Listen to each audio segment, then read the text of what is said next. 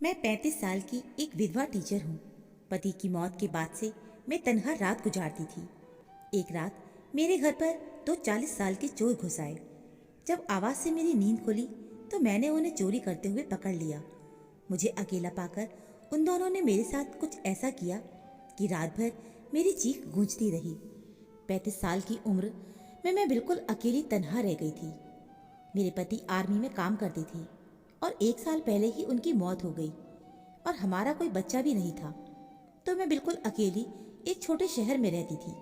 सुबह के वक्त मैं बच्चों को पढ़ाने जाती, पर काम से वापस आने के बाद समय काटना बहुत मुश्किल हो जाता था। मैंने सोचा अभी मेरी उम्र ही क्या है, तो मैंने जिम ज्वाइन कर लिया। स्कूल के बाद मैं रोज जिम जाती थी और 1 घंटा एक्सरसाइज करती थी, जिससे मेरा थोड़ा टाइम भी कट जाता था। जिम में मेरे टाइम पर एक मर्द आता था जो मुझे देखता रहता था। मुझे वो अच्छा लगता कि कोई तो मर्द है जो मुझे देख रहा है, क्योंकि अब तो मुझे देखने वाला और मेरी तारीफ करने वाला कोई भी नहीं रहा था। जब मैं कोई एक्सरसाइज गलत करती तो वो मेरे पास आकर मुझे सही तरीके से करना सिखाता था और कभी कभी इस बहाने मुझे हाथ भी लगा देता। उसका हाथ गलती से भी लग जाए तो मुझे एक अजीब सा एहसास होता था और उस वक्त एहसास होता था कि मैं कितनी अकेली हूँ और अपनी सरकारी नौकरी के चक्कर में मैं कितनी तन्हा रह गई हूँ। मेरा नाम सुमन है। 25 साल की उम्र में मुझे सरकारी टीचर की नौकरी मिल गई थी। मेरे लिए तो खुशी का ठिकाना ही नहीं रहा, क्योंकि सरकारी परीक्षा में पास करना इतना आसान नहीं होता। मेरी पोस्टिंग घर से दूर एक गांव में हो गई और मेरे काम में धीरे धीरे मन भी लग गया। बस रात के वक्त में मुझे बहुत अकेलापन महसूस होता था। इस तरह साल बीतते गए और मेरी माँ पापा को मेरी शादी की चिंता सताने लगी। पर मैं शादी नहीं करना चाहती थी, क्योंकि ये नौकरी तो मैं कभी नहीं छोड़ सकती थी। तभी उस गांव में एक घर से मेरे लिए रिश्ता। लड़का आर्मी में काम करता था और साल के 3 महीने अपने घर पर रहता था और बाकी के समय अपनी ड्यूटी पर। मुझे रिश्ता पसंद आ गया था। मैंने उस लड़के से शादी के लिए हाँ कर दी। उस वक्त मेरी उम्र 26 साल की हो चुकी थी। ससुराल में मेरे पति के अलावा मेरी सास ससुर और एक कुंवारा देवर रहता था। मेरा देवर अपने पापा के साथ खेत संभाला करता था। मेरे पति अपने काम से हमें पैसा भेजा करते थे और साल के 3 महीने वो घर पर बिताते थे। शादी के बाद तो 15 दिन तक वो मेरे साथ ही रहे, लेकिन फिर उन्हें ड्यूटी ज्वाइन करना था तो वो चले गए। मुझे उनकी कमी खलने लगी थी और रात को अपने पति के लिए मैं तड़पती रहती थी। बस फोन पर ही मेरी उनसे बात हो पाती थी। मेरा देवर कभी कभी मेरे कमरे में आ जाता और मेरे साथ बातें किया करता था। वो मेरे ही उम्र का था। धीरे धीरे मुझे अपना देवर पसंद आने लगा, क्योंकि वो मेरे पति से ज़्यादा मुझे समय दिया करता था और वो हमेशा मुझे हंसाता भी रहता था। मेरी सास को बिल्कुल भी पसंद नहीं था कि देवर मेरे कमरे में वक्त गुजारे। इसी वजह से वो मुझे ताने मारा करती थी, पर मैंने उनकी परवाह नहीं की, क्योंकि आखिर मैं भी तो एक औरत हूँ। कब तक ऐसे जीऊँ? और देवर के साथ तो मेरा कोई गलत संबंध भी नहीं था, बस दोस्त मानती थी मैं उसे। जब मेरे पति 6 महीने बाद घर आए तो मेरी सास ने मेरे पति का कान भर दिया। न जाने उन्हें क्या उल्टा सीधा बता दिया कि मेरे पति मुझ पर बरस पड़े। मैंने कहा, आप चले जाते हो इसीलिए मैं विपिन से बात कर लेती हूँ, पर हमारे बीच में कुछ भी ऐसा वैसा नहीं है। लेकिन मेरे पति ने अपनी माँ के साथ मिलकर देवर की शादी करवा दी। मेरे देवर अब अपनी पत्नी के साथ वक्त गुजारने लगी तो मैं फिर से अकेली हो गई।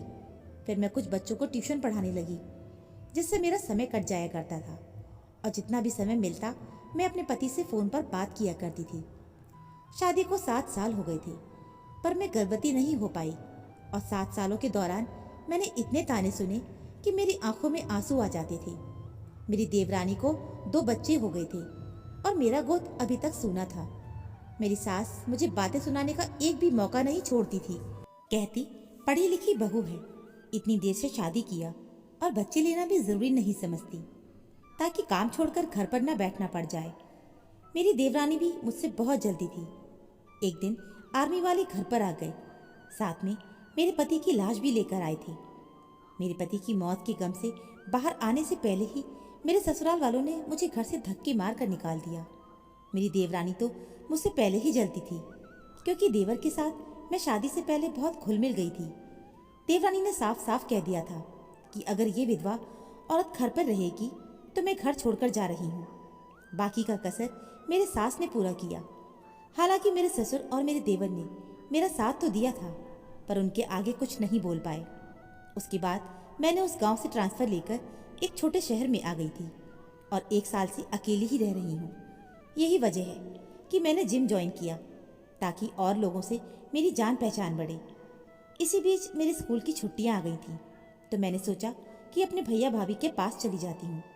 मेरे माता पिता का इस बीच में देहांत हो गया था, तो अब मेरा भैया ही बस रह गए थे, जो कि मेरे से 4 साल बड़े हैं। जब मैं ट्रेन पकड़कर जाने लगी तो काफ़ी लंबा सफ़र था और मुझे पता नहीं क्यों अकेले बहुत घबराहट हो रही थी। मेरे पास वाली सीट पर एक 40 साल का आदमी आकर बैठ गया। वो मुझे बार बार घूर कर देख रहा था। मेरे पीने का पानी खत्म हो गया था, तो मैंने सोचा अगले स्टेशन पर उतरकर भर लूंगी। पर जैसे ही अगला स्टेशन पहुंचा तो वो आदमी मुझसे मेरी बोतल छीन कर बोला, लाओ मैं भर देता हूँ, कहकर जल्दी से चला गया। मैं उसकी हरकतों से काफ़ी घबरा गई थी। मुझे लगा कहीं ये आदमी चोर तो नहीं, लेकिन ट्रेन छूटने से पहले वो मेरे पास में आ गया और मुझे पानी का बोतल थमा दिया। साथ ही कुछ खाने के लिए भी लेकर आया था। एक अजनबी के हाथों से कुछ खाने का मेरा मन नहीं था, पर वो भी खाने लगा तो मुझ में थोड़ी हिम्मत आई और मैं भी उसे खाने लगी। बहुत तेज भूख लगी थी। घर से लाया हुआ खाना तो कब का खत्म हो चुका था। जब रात को सोने का वक्त आया तो मुझे ऊपर वाली बर्थ पर सोना था। उस आदमी ने कहा, मैडम मेरी नीचे वाली सीट है तो आप इस पर सो जाइए, मैं ऊपर सो जाऊंगा। एक अजनबी आदमी मेरी इतनी मदद क्यों कर रहा था पता नहीं, पर उसे देखकर मुझे ऐसा लग रहा था कि काश मेरा भी जीने का कोई सहारा होता तो मैं अकेली इतनी घबराकर ट्रेन की यात्रा ना करके मैं इसके मज़े लेती। जब मैं अगले दिन भैया भाभी के घर पहुंची तो उनका बर्ताव मेरे प्रति सही नहीं था। मेरी भाभी की बातों से मुझे ऐसा लगा कि मेरे आने से वो खुश नहीं है, क्योंकि मैं एक विधवा औरत हूँ और एक बांझ भी। वो अपने बच्चों को मेरे साथ खेलने नहीं देती थी। एक दिन तो भाभी ने कहा भी कि तुम्हारे आने की वजह से बच्चे पढ़ाई नहीं कर रहे हैं और दिन भर तुम्हारे साथ बातें और शरारत करते रहते हैं। एक दिन मेरे भैया भाभी ने तो मुझे सीधे मुंह पर ही बोल दिया कि तुम अब खुद का देख लो, माँ और पापा तो रहे नहीं। मैं तो कुछ दिनों के लिए उनके साथ रहने आई थी, हमेशा के लिए तो आए नहीं थे। और मैं अपने काम तो खुद ही करती थी, उनके पैसों से तो खाती भी नहीं थी। फिर पता नहीं क्यों मुझे ये सब बातें सुना रहे थे। मैं तो पूरी छुट्टियां बिताने के लिए आई थी, पर बहुत जल्दी ही सामान पैक करके मैं वहाँ से निकल गई, क्योंकि उनके तानों से मैं परेशान हो गई थी। घर आने के बाद एक रात में सो रही थी कि तभी घर के अंदर से कुछ आवाज़ आने लगी, जिससे मेरी नींद खुल गई। मैं काफ़ी घबरा भी गई कि आवाज़ कहाँ से आ रही है। जब मैं उठकर ड्राइंग रूम में लाइट ऑन किया तो मेरी आंखें फटी की फटी रह गई। नकाब पहने 2 आदमी मेरे घर के अंदर थे। ज़रूर कोई चोर होंगे, तभी अपना चेहरा ढककर आए हैं। मुझे समझ में नहीं आ रहा था कि क्या करूं। तभी सोचा कि मैं चिल्लाती हूं, पर इससे पहले कि मेरे मुंह से आवाज़ निकल पाती, दोनों आदमी मेरे पास आ गए और मुझे पकड़ लिया और मेरे मुंह पर अपना हाथ रख दिया। मेरा दिल बहुत तेज़ी से धड़कने लगा। मुझ अकेली विधवा औरत को 2 मर्दों ने घेर लिया था। मैं करती भी तो क्या करती। वो लोग चुपचाप थोड़ी देर खड़े रहे तो मैं शांत हो गई। जब उन दोनों ने अपना नकाब हटाया तो मेरे सर के ऊपर आसमान टूट पड़ा। मेरे पैरों के तले ज़मीन निकल गई। एक तो वही जिम वाला आदमी था और दूसरा वो ट्रेन वाला। इन दोनों ने पहले से ही ज़रूर कुछ प्लानिंग करके रखी होगी। आखिर मुझ अकेली औरत से ये लोग चाहते क्या है। इससे पहले कि मैं कुछ कहती, उन्होंने कहा कि हम आपके पति दीपक के दोस्त हैं। हम सब एक साथ आर्मी में काम करते थे। हम यहाँ किसी मकसद से आए हैं, पर आप घबराइए मत, हम आपका कोई भी नुकसान नहीं होने देंगे। उन लोगों ने मुझे चाय बनाने को कहा। अपने पति का नाम सुनकर मैं शांत हो गई थी और चाय बनाने के लिए मैं किचन में चली गई। तब रात के 2 बज रहे थे। आखिर ये लोग सच बोल रहे हैं या झूठ, मैं यही सब सोच सोचकर कांप रही थी कि चोरों की तरह रात के 2 बजे ये लोग मेरे कमरे में क्यों आए हैं, जबकि वो जानते थे कि मैं एक विधवा हूँ। मैं डर के मारे बुरी तरीके से कांप रही थी। तभी मैंने नल खोला और अपने ऊपर पानी डालने लगी। जब चाय बन गई तो मैं चाय लेकर कमरे में पहुंची। पानी से मेरी साड़ी गीली हो गई थी। जब मैंने उन दोनों को चाय दिया तो वो लोग मेरी तरफ घूर घूर कर देख रहे थे और मेरे गीले बदन को ताड़ रहे थे। घबराहट में मैंने अपने कपड़े भी नहीं बदले थे, और बदलती भी कैसे। वो लोग मेरे बेडरूम में ही बैठे हुए थे। दोनों ने चाय ले ली और कहा कि आपके पति ने मरने से पहले हमसे वचन लिया था कि हम आपका ध्यान रखें। वो आपसे बहुत मोहब्बत करते थे और आपके बारे में हमें बताते रहते थे। आपके पति की आखिरी इच्छा है कि हम दोनों आपसे शादी कर लें। ये सुनकर तो मेरा सिर चकरा गया कि ये क्या कह रहे हैं, 2 लोगों से शादी कर लूं? मेरे पति की ये आखिरी इच्छा है। ऐसी इच्छा उन्होंने कैसे पाल ली थी? मुझे तो ये भी नहीं मालूम कि ये लोग मेरे पति की दोस्त हैं या नहीं, क्योंकि उन्होंने कभी भी इन दोनों का जिक्र ही नहीं किया। मैं वहाँ बैठ गई और उनसे कहा कि 2 लोगों से शादी कैसे कर सकती हूँ। उन्होंने कहा कि यही तो हम सोच रहे थे, इसलिए 1 साल तक हम आपके पास नहीं आए। लेकिन आपके पति की आखिरी इच्छा हमें अंदर ही अंदर खाए जा रही थी। इसी वजह से हम दोनों ने ही फैसला किया कि हम दोनों आपसे शादी कर लेंगे ताकि उनकी आत्मा को शांति मिले। मुझे तो कुछ भी समझ नहीं आ रहा था कि आखिर मैं क्या करूं। लेकिन मेरे पति के मरते ही ससुराल वालों ने भी मुझे निकाल दिया। भैया भाभी भी मुझे नहीं चाहते थे कि मैं उनके पास जाऊं। मैं बिल्कुल अकेली रह गई थी। ना जाने क्यों मैंने इन दोनों पर भरोसा कर लिया और उनसे हाँ कर दी। फिर उसके बाद उन्होंने जो कुछ भी किया, मैं बिल्कुल ही घबरा गई और रात भर मेरी चीख निकलती रही। मुझे नहीं पता था कि ये लोग मेरे साथ।